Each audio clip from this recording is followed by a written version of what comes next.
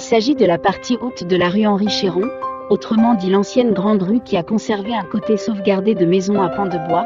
Certaines datent du XV et XVIe siècle pour les plus anciennes, ensuite du XVIIe au fin XIXe. La plupart sont classés monuments historiques depuis 1929 et 1931.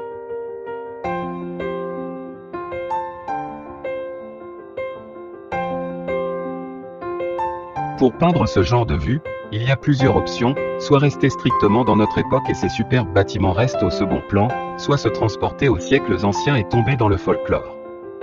Il m'a semblé, idée tout à fait personnelle sans aucune prétention, que la neutralité et l'objectivité étaient plus correctes et plus honnêtes. Comme pour toutes les autres vues de Lisieux, j'ai supprimé les objets parasites. Je me suis autorisé quelques audaces de perspective afin de resserrer le motif sans le dénaturer, ceci pour privilégier davantage les immeubles les plus anciens. Il restait un écueil majeur, éviter le style carte postale. Mes notes et ébauches m'ont orienté vers une idée d'atmosphère, une idée s'inspirant de cette lumière normande des soirs de pluie, qui donne des ciels tourmentés et lumineux à la fois. J'ai essayé, j'ai peut-être réussi.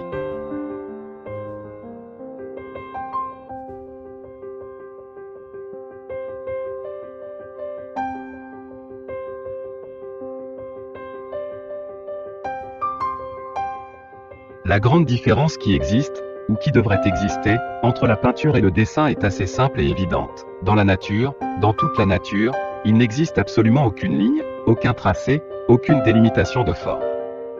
Le monde qui nous entoure, du fin fond d'une mine de charbon à l'horizon le plus pur, ne se distingue dans sa forme que par la lumière, donc par les couleurs qui se côtoient, qui s'ajoutent, se superposent. Et un peintre est là tout bête avec sa palette sur laquelle il va distribuer des petits tas de bouts colorés. Alors si jamais il dessine les formes qu'il veut représenter, ça va se compliquer. Je persiste à penser qu'un peintre n'est plus un dessinateur, même si ses dessous sont solidement ébauchés, il a l'obligation de ne jouer qu'avec des taches de couleur. Et les taches de couleur, autrement dit les touches de couleur, qu'elles soient les virgules de Monet ou les petits bâtons de Van Gogh, jouent à recréer une illusion des formes, des volumes, de la lumière. Vous rendez-vous compte de la performance pour transposer une vue en 3D sur une surface plane ? Vous voyez des traces biscornues, dans toutes les directions, je travaille le couteau à peindre dans tous les sens, sans aucune précision apparente. J'évite de dessiner tous les colombages, je les suggère, et cependant, de loin, un dessin apparaît comme par enchantement, comme dans la nature.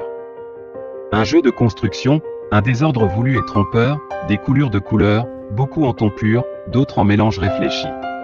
Ici, j'ai oublié les très laides vitrines modernes installées n'importe comment dans les immeubles classés. Il semble qu'il n'existe pas de plan d'unité de patrimoine à Lisieux. Alors, mes coups de couteau restituent ce qui devait exister.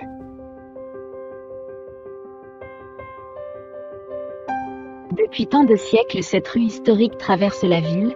Des Gaulois, les Lexovis et surtout les Romains l'ont parcourue, d'est en ouest. Son vrai nom, Grande Rue, atteste qu'elle est la plus ancienne et la plus importante voie urbaine de Lisieux, c'est-à-dire de l'Exoviorum Noviomanus, bordée des plus belles constructions durant tout le Moyen Âge, jusqu'à la Seconde Guerre.